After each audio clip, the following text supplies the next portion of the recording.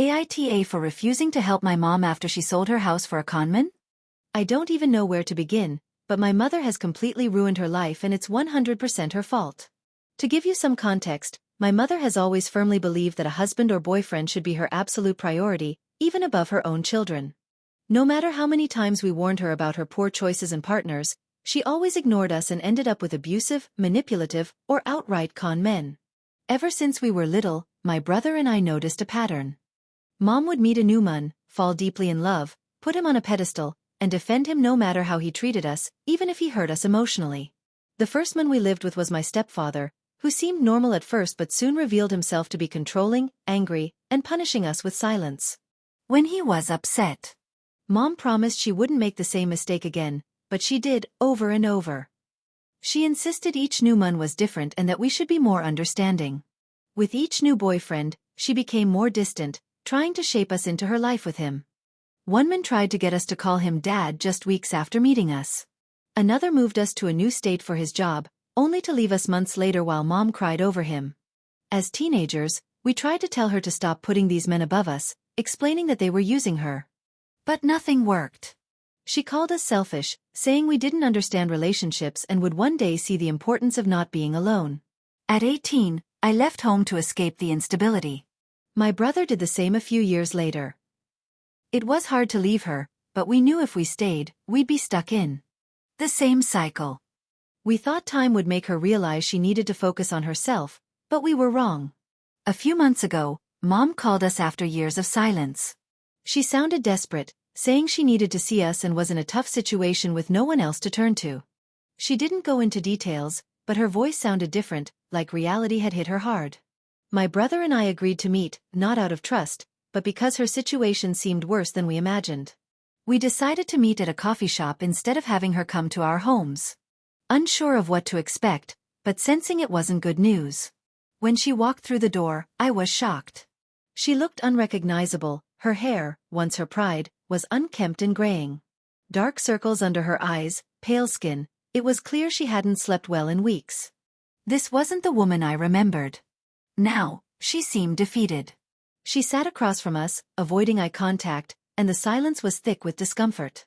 My brother finally asked, "Mom, what's wrong?" She looked up, tears in her eyes, and began sobbing silently. We didn't know how to react. After so much anger toward her, seeing her like this stirred a strange mix of compassion and resentment. Then, with a broken voice, she told us everything. After we distanced ourselves, Mom continued her pattern, moving from one man to the next, each worse than the last. But this time, she'd reached a breaking point. Her latest partner, whom she met online, convinced her to sell her house and buy a new one together, promising they would start fresh and build a future. I believed him, she said through tears. She sold her house for a large sum that could have set her up for life, but instead, she gave him the money. My brother and I were stunned. How could you have been so stupid? I asked, making sure I hadn't misunderstood. You gave him all the money? She nodded, her voice trembling. He told me it was for the best. That he'd invest it and secure our future. In that moment, everything clicked. Her boyfriend had taken everything, her savings, her house, her security, leaving her with nothing. Not only had she lost her home, but her sense of stability and dignity were gone too. Mom, my brother started, rubbing his forehead in frustration, how could you do this? Haven't you learned anything over the years? She didn't respond, only sobbed quietly. Her face wasn't just sorrowful, but filled with shame. She knew we had warned her. She knew we had tried to open her eyes time and time again, but she chose to ignore us. After several minutes of silence, she finally whispered, I know I was wrong, but I need your help. I have nowhere else to go. And there it was, the real reason she had called us. She didn't just want to share her misfortune, she needed us. My brother and I exchanged a glance. We wanted to help, but we had reached our limit. This wasn't the first time she had asked for help, only to repeat the same mistakes. What do you want us to do? I finally asked. She looked at us, desperation in her eyes. I don't know. I just need somewhere to stay while I get back on my feet. Her request left us speechless, not only because she was asking for shelter after years of pushing us away, but because deep down, We knew letting her back into our lives could bring even more problems. I had my own apartment, and my brother lived with his partner in another state. There was no room for her to simply step back into our lives as if nothing had happened. "It's not that simple," I said carefully. "We can't just let you move in." Her eyes filled with panic. "But I'm your mother. Are you really going to leave me out on the streets?" The words hit us like a punch. Yes, we were her children, but she had never treated us like a priority. For years, we had always been second to the men she chose. Now, she was asking for us to prioritize her over everything else. "You pushed us away so many times, Mom," my brother said firmly. "You ignored us when we tried to help. You chose other people over us. And now you're asking us to help because you have no one else left." She shook her head in disbelief. "It's not like that. I've always loved you. I just made mistakes." Her voice was filled with anger and regret, but it made us hesitate. Did she really deserve another chance, or was she just trying to use us out of necessity? Finally, I sighed, making a decision. "We can help you find a place to stay temporarily, but nothing more. We're not going to just let you back into our homes as if nothing happened." My brother nodded. "If you truly want our help, you'll have to prove that you're willing to change." She looked as if she was about to protest, but when she saw the seriousness in our eyes, she restrained herself. She knew she had no other choice. After a long, silent pause in the coffee shop, she stared at us. Hoping we'd change our minds, but we wouldn't. Not this time. We had spent too many years trying to save her, only to be ignored. Now, after losing everything, she expected us to take her in without question. "Mom, if we help you, it will be on our terms," my brother said with resolve. She opened her mouth to argue, but he raised a hand to stop her. "We're not going to let you use our help as an excuse to fall back into your old patterns." Mom blinked in surprise. "I just need a little time."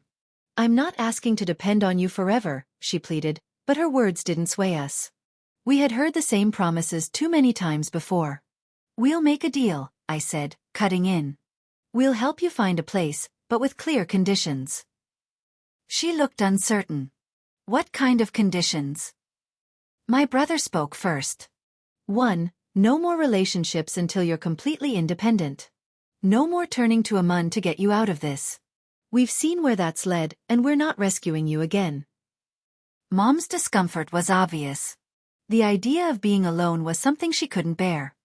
2, I added, you'll get a stable job. Not just something temporary or part-time. If you want our help, you need to show you can support yourself. Mom's lips tightened, but she didn't argue. 3, my brother said firmly, we'll pay for a place for you, but only for 6 months. After that, you're on your own. Her eyes widened. 6 months isn't enough. It's more than anyone else would offer, I snapped, growing frustrated. She staggered, looking as though the weight of our words had finally hit her. She shifted from pleading to resigned acceptance. Okay, I accept. I didn't know if she meant it, or if she simply saw no other choice, but in that moment, we didn't care. We had done our part.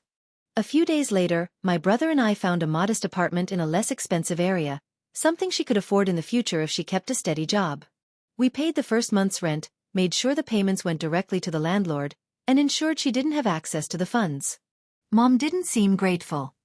If anything, she seemed ashamed. I think deep down, she hadn't expected us to put our foot down like that.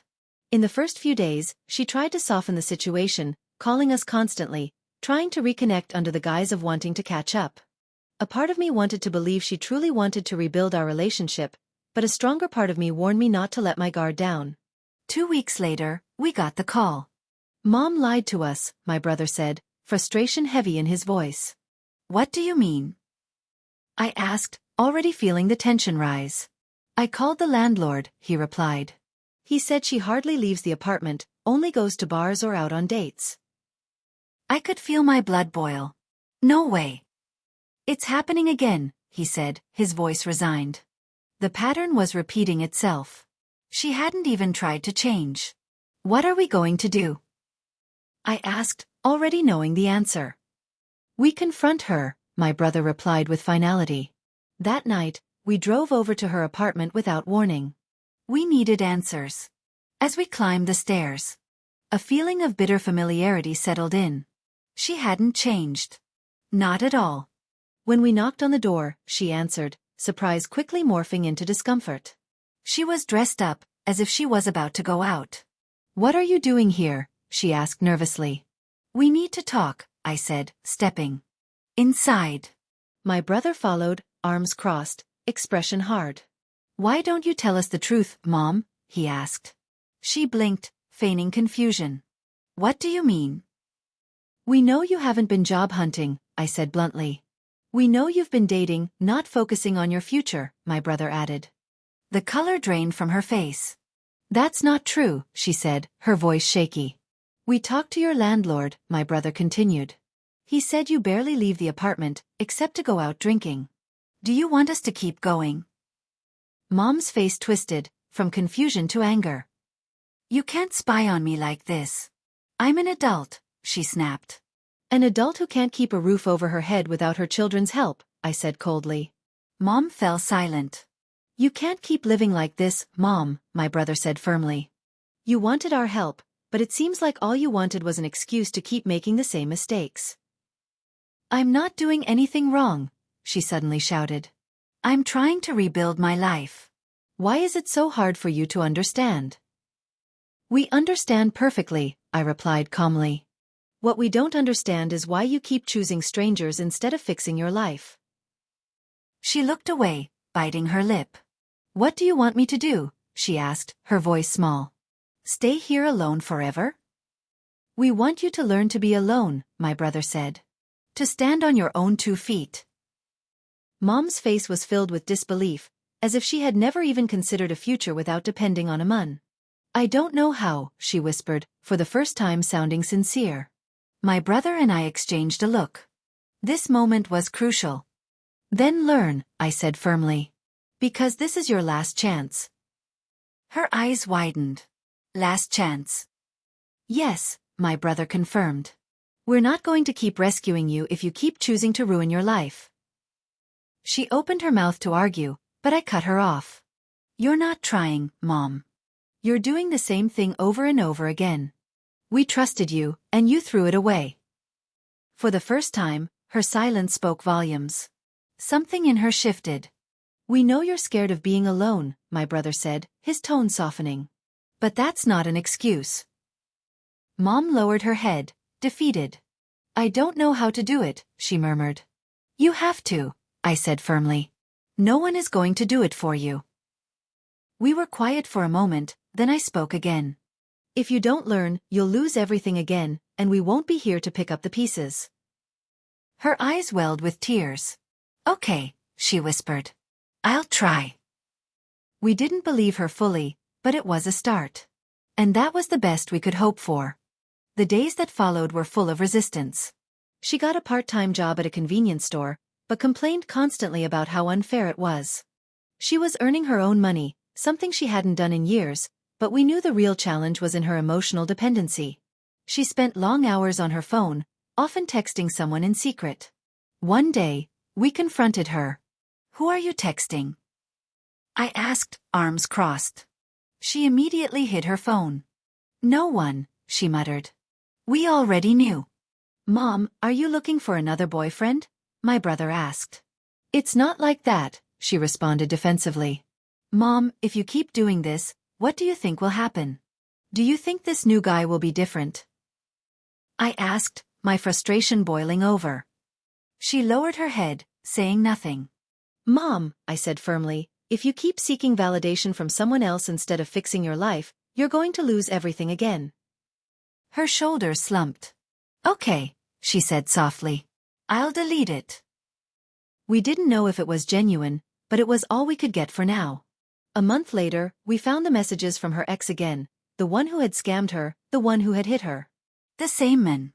My brother found them by accident and confronted her immediately. She tried to lie, but we had already seen enough. It wasn't just a pattern, it was her life. She begged, but we couldn't do it anymore. "6 months is up, Mom," I said coldly. "You're on your own now." She didn't protest. She knew it was over. We didn't see her again. Don't let others manipulate you, no matter the relationship. You can't help someone that doesn't really want help.